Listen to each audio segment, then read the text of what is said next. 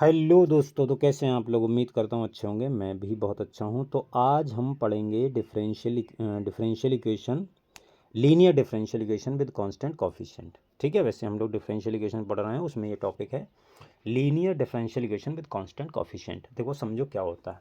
देखो पहली बात तो ये कैसी दिखेगी, कुछ इस टाइप की दिखेगी। सर ये क्या है।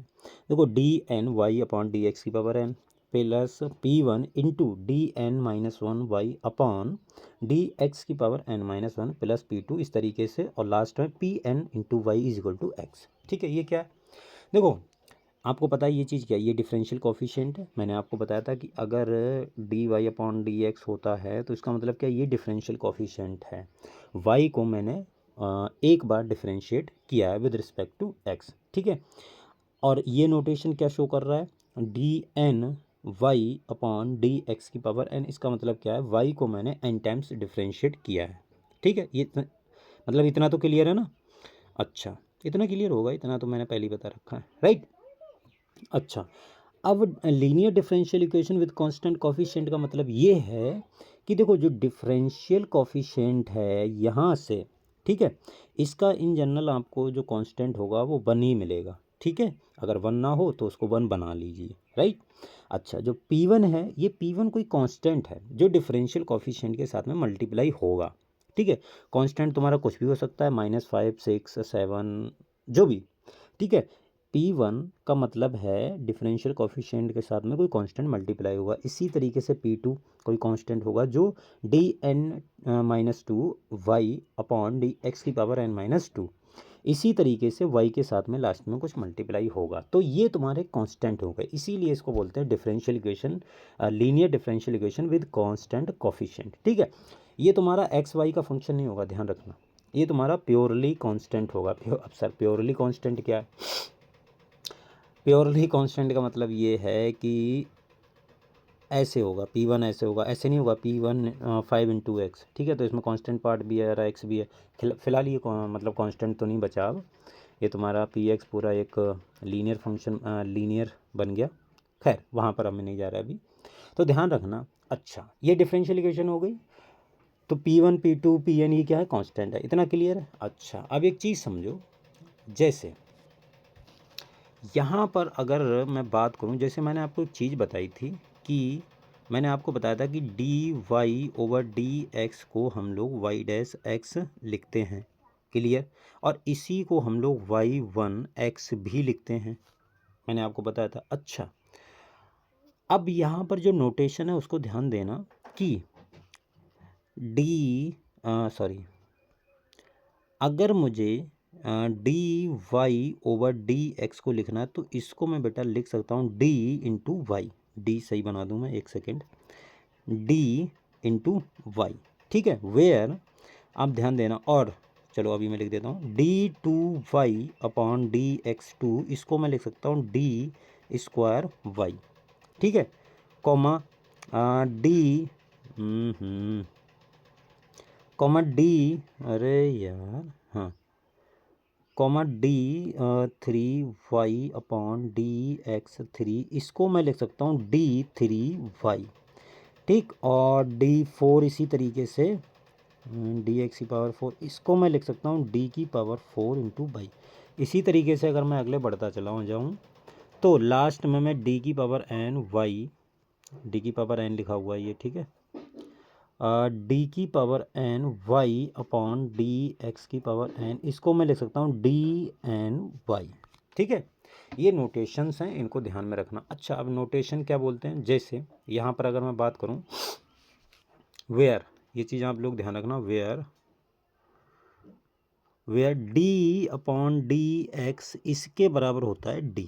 ठीक है, ये चीज़ आप ध्यान रखना। इसे हम बोलते हैं डिफरेंशियल ऑपरेटर। डी को क्या बोलेंगे हम, डिफरेंशियल ऑपरेटर। ठीक है, इतना क्लियर हुआ। अब देखो किसी भी डिफरेंशियल इक्वेशन का सॉल्यूशन निकालने के लिए हमें सॉरी, किसी भी डिफरेंशियल इक्वेशन का जनरल सॉल्यूशन हम निकालने के लिए हमें 2 सॉल्यूशन का रिक्वायर्ड होगा। ठीक है, सबसे पहले हम निकालेंगे उस डिफरेंशियल इक्वेशन का कॉम्प्लीमेंट्री फंक्शन, उसके बाद में पर्टिकुलर सॉल्यूशन या पीआई पर्टिकुलर इंटीग्रल, और दोनों को हम ऐड कर देंगे तो हमें कंप्लीट सॉल्यूशन यानी जनरल सॉल्यूशन हमें मिल जाएगा, राइट। तो अगर मैं लिखना चाहूँ कि जनरल सॉल्यूशन क्या होता है, अगर मैं जनरल सॉल्यूशन की बात करूँ, जनरल सॉल्यूशन इसके बराबर होता है complementary function plus particular solution यानी या पर्टिकुलर इंटीग्रल, बात एक ही है, ठीक है, कन्फ्यूजन मत होना। अच्छा, ये होता है अगर मुझे किसी भी डिफरेंशियल इक्वेशन का जनरल सॉल्यूशन निकालना हो तो सबसे पहले मैं कॉम्प्लीमेंट्री फंक्शन निकालूंगा, उसके बाद में पर्टिकुलर इंटीग्रल निकालूंगा, दोनों को ऐड करूंगा तो हमें जनरल सॉल्यूशन मिल जाएगा। इसे आप चाहें तो शॉर्ट में लिख सकते हैं, कैसे, जी एस बराबर C into F plus P I, ठीक है। ये होता है किसी भी डिफरेंशियल इक्वेशन का जनरल सॉल्यूशन, ठीक है। अच्छा, तो देखिए एक एग्जांपल करते हैं, एग्जांपल से मैं आपको समझाऊंगा। देखो मैंने लिख रखा है एग्जांपल, जैसे हमारे पास में ये डिफरेंशियल इक्वेशन है, इसका हमें बोला है कि सॉल्यूशन फाइंड कीजिए, जनरल सॉल्यूशन फाइंड कीजिए, ठीक है। अच्छा, तो आपको क्या करना है, देखो मैंने जो डिफरेंशियल इक्वेशन लिखी थी, अगर आप ऊपर देखेंगे, स्क्रॉल करेंगे तो आपको पता चलेगा कि जो डिफरेंशियल इक्वेशन है यहाँ पर देखिए राइट साइड में कोई ना कोई फंक्शन है, ठीक है। अगर राइट साइड में कोई ना कोई फंक्शन हो तब उसका सी एफ और पी आई दोनों निकलता है, ठीक है, समझ में आया। अगर राइट साइड में कोई फंक्शन होता है किसी भी डिफरेंशियल इस टाइप की दी होगी, सपोज यहाँ पर मान लो ऐसे करके दिया होता, राइट साइड में सपोज आपको दिया होता साइन एक्स, इस तरीके से दिया होता, तो अगर मैं इस डिफरेंशियल इक्वेशन का जनरल सॉल्यूशन फाइंड करने के लिए बोलूँ तो यहाँ पर आपको कॉम्प्लीमेंट्री फंक्शन और पी आई दोनों निकालने पड़ेंगे, और अगर राइट साइड में ज़ीरो होता तो उस डिफरेंशियल इक्वेशन का जो जनरल सॉल्यूशन होता है वो सी एफ के बराबर ही हो जाता है, ठीक है, समझ में आया? अगर राइट साइड में ज़ीरो होता है तो सिर्फ उस डिफरेंशियल इक्वेशन का आप सी एफ निकाल लीजिए, वही तुम्हारा जनरल सॉल्यूशन हो जाएगा। देखो सर इतनी बकवास ना करो, क्वेश्चन बताओ कैसे करके सॉल्व करेंगे। तो देखो सबसे पहले हम इसको सॉल्यूशन करते हैं। तो देखो अगर मान लो इधर कोई फंक्शन होता तब भी हम क्या करते, जो लेफ्ट साइड में है ये वाला पार्ट, इसको हम जीरो के इक्वल में पुट कर देते, ठीक है। अगर राइट साइड में कोई फंक्शन होता, हमारी किस्मत अच्छी है कि राइट साइड में कोई फंक्शन है नहीं, तो जीरो के बराबर ऑटोमेटिकली है। तो इसको मैंने आपको बताया था, इसको कैसे लिख सकते हैं, जैसे D three y upon D x three है, इसको मैं लिख सकता हूँ D capital D three y minus six D two y plus 11 D y और माइनस सिक्स वाई बराबर जीरो, तो दिया ही है, ठीक है। यहाँ से अगर मैं वाई को कॉमन निकालूँ तो डी थ्री बहुत गंदा बनता है, डी थ्री वाई, अरे वाई को बाहर निकालना है, sorry, D three minus six D square plus 11 D minus six, और y को तुमने निकाल लिया बाहर। इस टाइप का सबसे पहले आपको इस तरीके से जो नोटेशंस हैं उनको रखना है। अब हम निकालेंगे ऑक्सिलरी इक्वेशन। देखो पहले क्वेश्चन में मैं सब कुछ लिख रहा हूँ, बाद में लिखूंगा नहीं। ऑक्सिलरी इक्वेशन, क्यों सर ये क्या धमकी दे रहे हो, नहीं लिखोगे? अरे भाई टाइम ख़राब होगा आपका ही, हर चीज़ आप समझ जाओ, एक अच्छे से समझ लो, अच्छे से एक एक स्टेप समझ लो, उसके बाद में आप खुद करोगे क्वेश्चन, मैं तो करूँगा ही नहीं, ठीक है। तो ऑक्सिलरी इक्वेशन कैसे बनाते हैं, देखो आप इस फॉर्म में ले आइए सबसे पहले किसी भी डिफरेंशियल इक्वेशन को, राइट साइड सी एफ निकालने के लिए राइट साइड वाला सॉरी लेफ्ट साइड वाला जो भी है उसको जीरो के इक्वल में पुट कर दीजिए, फिर यहाँ से उसको मतलब जो भी नोटेशन बताएं उनको पुट कर दीजिए और यहाँ तक ले आइए। अब क्या करना है आपको, अब देखो ऑक्सिलरी इक्वेशन बनाने के लिए जो y के साथ में मल्टीप्लाई है ये, इसको जीरो के बराबर पुट कर देना है, ठीक है, समझ में आया ना? एक सेकेंड, हाँ समझ में आया। तो इसको आप जीरो के बराबर पुट कर दीजिए, तो D three minus six D square plus 11 D, देखो डी थोड़ा अजीब नहीं लग रहा, चलो कोई बात नहीं, माइनस सिक्स बराबर जीरो, ये तुम्हारी होती है ऑक्सिलरी इक्वेशन। अब आपको क्या करना है, अब आपको ये देखो आपके पास में क्यूबिक इक्वेशन है, ठीक है। तो अब इसको फैक्टराइज करना, और क्यूबिक इक्वेशन का मैंने आपको फैक्टराइजेशन बताया है शॉर्ट ट्रिक से, ठीक है। तो सबसे पहला इसमें इसका रूट निकालना होगा वो हिट एंड ट्रायल मेथड से निकालना होगा। हिट एंड ट्रायल मेथड क्या होता है sir? Hit and trial method ये होता है, सबसे पहले आप डी की मतलब एक ऐसी वैल्यू लीजिए जो इस इक्वेशन को सेटिस्फाई कर दे। ठीक है, सबसे पहले आपको कोई ना कोई वैल्यू ढूंढनी पड़ेगी। तो डी जैसे क्यूबिक इक्वेशन आप फैक्टराइज करना जानते हैं ना, सबसे पहले आपको एक ऐसी वैल्यू लेनी होती है जो इसको मतलब दी ही इक्वेशन को सेटिस्फाई कर दे। तो अगर मैं यहाँ पर देखो, अगर मैं यहाँ पर डी की वैल्यू 1 लेता हूँ तो देखो क्या होगा, क्या ये इक्वेशन सेटिस्फाई कर पाएगी? तो 1 का क्यूब माइनस 6 इंटू 1 का स्क्वायर प्लस 11 इंटू 1 माइनस 6, तो देखो क्या आ रहा है, ये बराबर तो जीरो है ही, जीरो के बराबर जीरो आ जाए तो यहाँ से 1 माइनस 6 प्लस 11 और माइनस 6 बराबर जीरो। तो देखो ये सब कैंसिल आउट हो जाएगा, यानी ये आ गया जीरो बराबर जीरो, यानी डी बराबर 1 इसका एक रूट तो है। अब सबसे पहले एक रूट निकाल लिया आपने हिट एंड ट्रायल मेथड से, उसके बाद में आपको क्या करना है, शॉर्टकट लगा दीजिए। अब शॉर्टकट कैसे लगाते हैं वो मैंने आपको बताया हुआ भी है।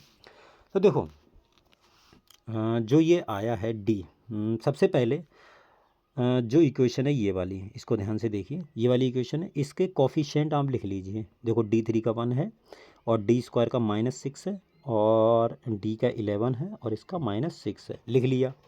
अब इस तरीके से देखो, एक ही में आपको करना पड़ेगा, फिर आप समझ जाओगे तो आपको ज़्यादा नहीं ज़ोर दिखाना पड़ेगा। अब देखो सबसे पहले जो आपने निकाला है डी बराबर 1, उसको लिखना इधर, समझिए ध्यान से, मैं आपको फिर से बता देता हूँ। फिर देखो इस 1 को एज इट इज़ वैसे ही उतार लेना है नीचे की तरफ। जो ये 1 है ना, इसको मैंने, ये वाला इसको मैंने ऐसे ही उतार लिया है, ठीक है, ओके। तो इसको मैंने, अब देखो क्या करना है आपको, इसमें इसका मल्टीप्लाई करना है। क्या करना है? मल्टीप्लाई। तो देखो 1 का 1 में मल्टीप्लाई होगा तो कितना होगा? 1, और ये लिखना है आपको इधर। अब दोनों को, इन दोनों को ऐड कर दीजिए तो कितना आएगा? -5, ठीक है। अब इस 1 का इसके साथ में मल्टीप्लाई करना है, तो देखो इसका इसमें साथ में मल्टीप्लाई करेंगे तो -5, और वो लिखना है इधर आपको। अब इन दोनों को फिर से ऐड कर दीजिए तो कितना आएगा? ये आएगा तुम्हारे पास में +6। अब इस 1 का इसके साथ में मल्टीप्लाई करना है तो कितना आएगा? 1 का अगर हम 6 से मल्टीप्लाई करेंगे तो +6 आएगा, वो लिखना है इधर, और ये आ गया तुम्हारा 0। दोनों को ऐड करेंगे, ध्यान रखना यहाँ पर हमेशा लास्ट में हमेशा 0 ही बनेगा। अगर 0 बन रहा है तो तुम्हारा बिल्कुल सही है आंसर, मतलब फैक्टराइज बिल्कुल सही किया है तुमने, और जो डी की वैल्यू ली है वो बिल्कुल सही है, जो हिट एंड ट्रायल से वैल्यू रखी है, ठीक है। वो तो खैर यहाँ भी पता चल जाएगा, लेकिन अगर बीच में कहीं कैलकुलेशन मिस्टेक होती है तो अगर यहाँ मतलब अगर 0 नहीं आएगा तो फिर कैलकुलेशन कहीं ना कहीं मिस्टेक हुई है इस वाले एरिया में, ठीक है। तो ध्यान रखना यहाँ पर आपको हमेशा हमेशा 0 ही मिलेगा, ठीक।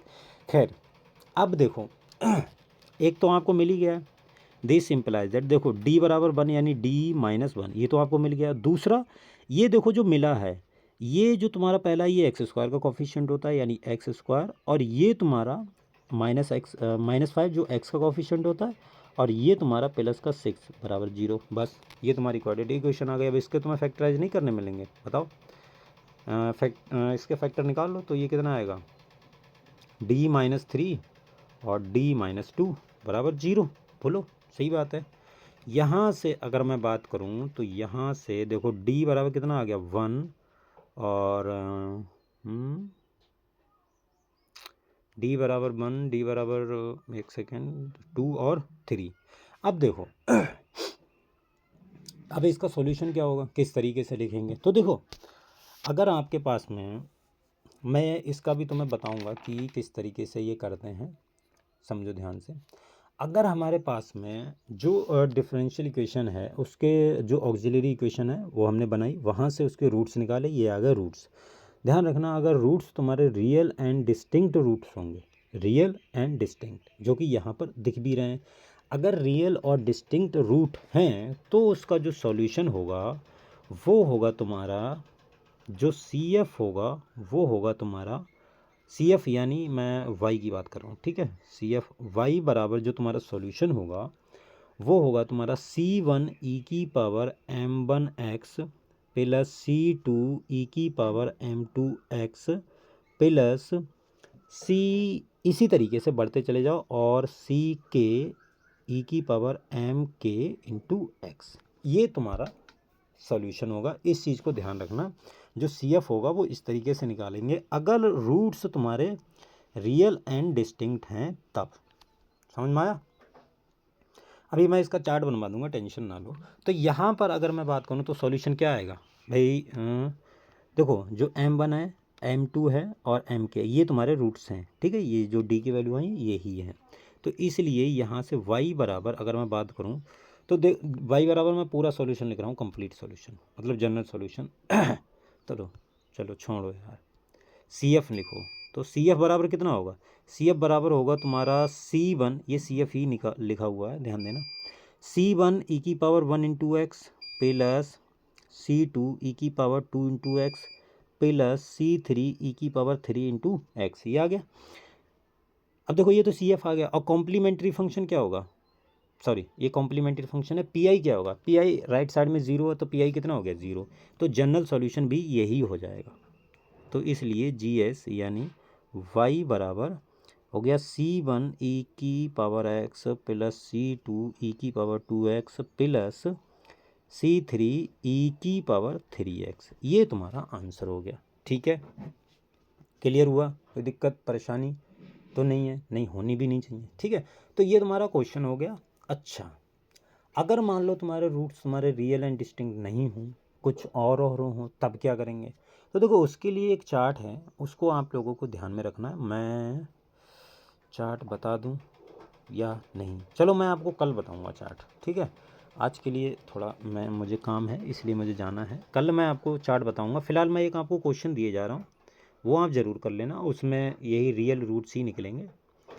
तो देखो ये तुम्हारा जो क्वेश्चन है वो है, चलो क्वेश्चन छोड़ो, कल ही बताऊंगा, क्योंकि क्वेश्चन में अलग अलग टाइप हैं। तो यहाँ तक आप अच्छे से नोट कर लीजिए, बाकी मैं आपको कल करवाऊँगा। ओके, सब जितने टाइप के कॉम्प्लीमेंट्री फंक्शन बनाए जा सकते हैं, किस तरीके, मान लो रूट्स जो तुम्हारे आ गए रियल एंड डिस्टिंक्ट नहीं आए, या कॉम्प्लेक्स में रूट्स आए, रिपीट आए, तो हम उस केस में डिफरेंट टाइप्स ऑफ केसेस हैं, तो वो मैं आपको सारे एक चार्ट के थ्रू बता दूंगा। आप अच्छे से अगली क्लास ज़रूर कीजिएगा, ठीक है। फिलहाल आज के लिए हम इतना रखते हैं, मिलते हैं अगली वीडियो में, तब तक के लिए बाय बाय।